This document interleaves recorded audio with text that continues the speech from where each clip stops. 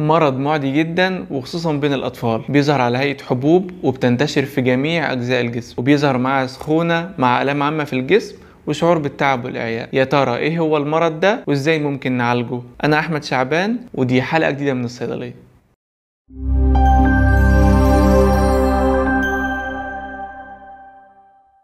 الجدري المائي او التشيكن بوكس هو عبارة عن مرض السبب فيه فيروس اسمه فاريسيلا زوستر، و90% من الحالات اللي بيظهر فيها بتكون من الاطفال. بيتنقل من طفل للتاني عن طريق الرذاذ او اللمس المباشر، ودول اسهل طريقتين ممكن اي مرض يتنقل بيهم، وعشان كده ممكن طفل واحد بس يعدي مدرسة بحالها. فترة حضانة المرض ده بتكون من 10 ايام ل21 يوم، ودي الفترة ما بين ان الفيروس يدخل الجسم لحد ما تظهر الاعراض. بتظهر سخونة والام عامة في الجسم وفقدان في الشهية، وبعدها بكام يوم بتبدأ تظهر الحاجة المميزة للجدري، وهي الحبوب اللي موجودة على الجلد. واللي بيميز الحبوب دي انها بتظهر الاول على هيئة بقعة حمراء، وبعدين بتتحوصل وتتملي مية وحجمها كمان يكبر، وفي نهاية المرض المية دي بتختفي والحبوب حجمها بيقل وتبدأ تطلع قشرة لحد ما في النهاية تختفي خالص. طيب امتى الطفل يكون معدي لغيره؟ فترة العدوى بتاعت الجدري بتكون قبل ظهور الحبوب بيومين لحد ما الحبوب تختفي خالص، وعشان كده بننصح دايما ان الطفل اللي يكون مصاب بالجدري لازم يتعزل عن غيره، لان زي ما قلنا ان طفل واحد بس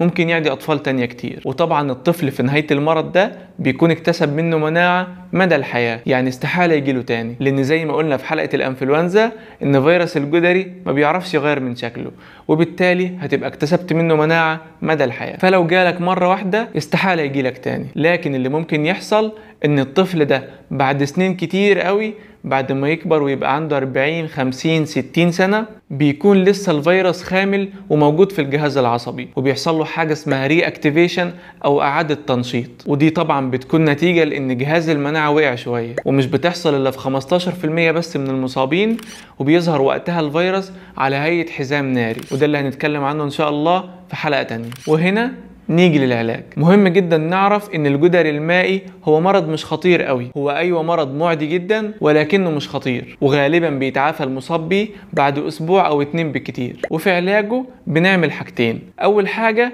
ان احنا بنخفف الاعراض بتاعة الجدري، السخونة والم الجسم والهرش في الحبوب. فللسخونة والام الجسم ممكن نستعمل باراستامول، وعشان نقلل الهرش في الحبوب وكمان عشان ما تسيبش مكانها اثر ممكن نستعمل كلاميل لوشن ندهن منها على الحبوب عشان تقلل الهرش، وكمان ناخد مضاد للحساسية زي زيرتك. تاني حاجة ان احنا نقضي على الفيروس نفسه، وده عن طريق مضادات الفيروسات، واشهرهم هو زوفيراكس. وكل ما كان استعماله بدري في اول يوم او يومين من العدوى كل ما كان نتائجه احسن. طيب كان انتشر من فترة كلام ان الطفل المعدي بالجدري ما ينفعش يستحمى. هل الكلام ده صح؟ لا، الكلام ده مش صحيح، والاستحمام بمية فترة هيساعد الطفل ان حرارته تنزل، وكمان هيقلل معاه احساس الهرش اللي موجود في الحبوب. ومهم جدا يكون الاستحمام بمية بس، وبلاش نستعمل صابون او ليفة عشان ما نعملش تهيج في الحبوب. طيب هل في طريقة نحمي بيها اطفالنا من الجدري؟ ايوه، متاح مصل للجدري بيكون عبارة عن جرعتين بندخل فيهم فيروس الفاريسيلا للجسم عشان يعرفوا ويعمل ضده مناعة،